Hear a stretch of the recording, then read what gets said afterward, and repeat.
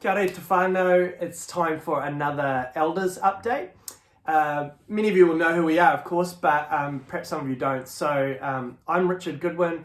I'm currently chair of the Elders, and that doesn't mean a whole lot to you, except just to want to say a warm invitation to talk to me or any of the Elders at any time if there's anything you'd like to raise with us.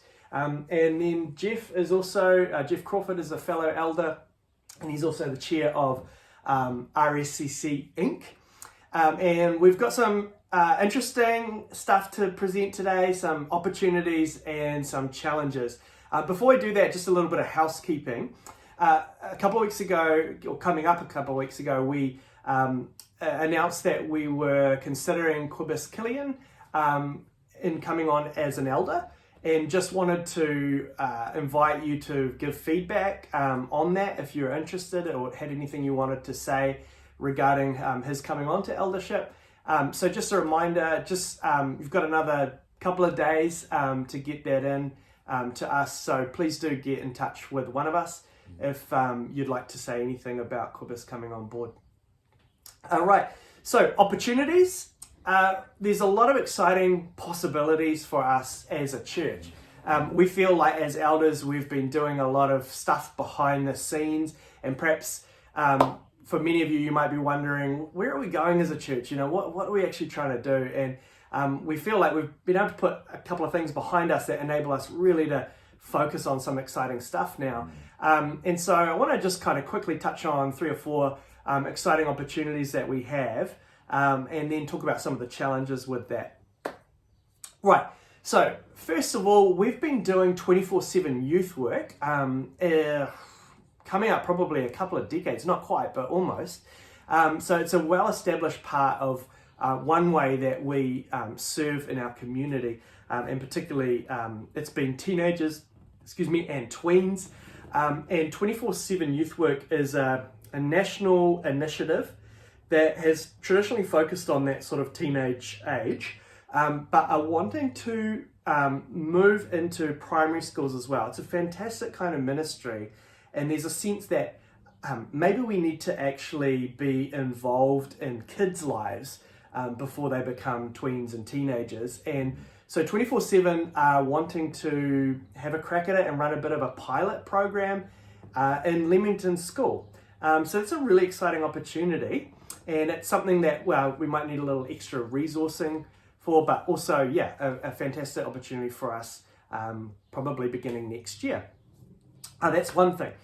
There's also all sorts of other opportunities that really just need the right kind of staff member to really take it and run with it. And so we're looking at wanting to hire more people and fill certain kinds of staffing roles. You'll be aware, many of you, that, you know, our children's pastor left a couple of years ago, and we've got growing needs in the youth area, and there are other places too where we could have some real impact by being able to appoint people to our pastoral staff and to look at those areas. And of course, that does take finances, but the opportunities are there, and they're really exciting. So we'd love to be able to explore those a little bit more. We're running our food rescue program. That's going great guns, and but we need a little bit more funding and to keep that going, and to ensure that continues to serve the community really well. And we've also just wanting next year to really up our game in terms of, you know, participating in God's mission here in our own local context by doing more in the area of outreach. And so we feel like there's some energy, there's some opportunities, and some exciting possibilities. But the challenge is that takes money. So here to talk about money is Mr. RSCC Inc., Geoff Crawford. Okay, thanks, Richard. Yeah, perhaps a bit of housekeeping about Inc. We've been running, I've stepped back into interim chair because Alistair, who was the treasurer, has had to step back into the treasurer's role from chairmanship. So we are currently working through a new treasurer. And in the process of all that, we have dropped the ball in keeping people informed of where our finances are, and unfortunately we haven't been meeting our budget in the areas we hope to.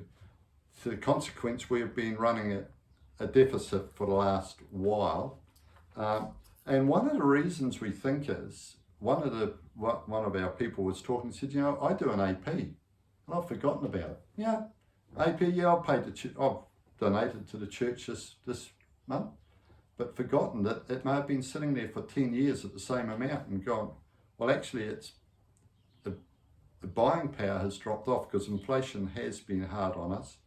Our office staff are working really hard on trimming costs wherever we can. We are less staffed than we had, which is a bit of a double-edged sword, because on one hand it's saving us our cost of running the place, but on the other hand we're not able to do the things we want to do, and more work's falling on those who are left behind.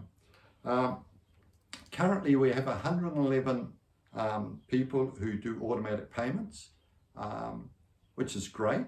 If you want to know how to get that, we've just played with the website this week. So if you go to Sundays, if you go to the main page, it will show where giving is. Apply for a number. Don't forget, if you get a number, I found I could lift my giving significantly. First year that I gave back my tax refund was a 33% increase on my giving. So I gave that again, and suddenly you find you're able to give more, because once I've given it, my accountant hassled me once, you got to claim your tax refund. I said, well, I've given it to God, it doesn't matter. He said, no, claim it and give it back again. Okay, so I had to learn the lesson many years ago. Our external funding is down. It's been a hard year for the charities, or it's been a hard time for the charities. So some of our traditional money to help with 24/7 and our programs, Jumble Around has been very, very generous. They support us. Here's a plug for why you take your clothes to Jumble Around. Icons, you've got Youth Group, you've got Girls Rally, you've got Amplify, you've got the Light Party, I believe they also give money. So, you know, there's a charity who have been upping the giving every year, so I'm a great fan, but anyway. Our facility maintenance has to continue. We're negotiating with Bethany Trust at the minute, working some of those things around, but it still costs money to maintain the place.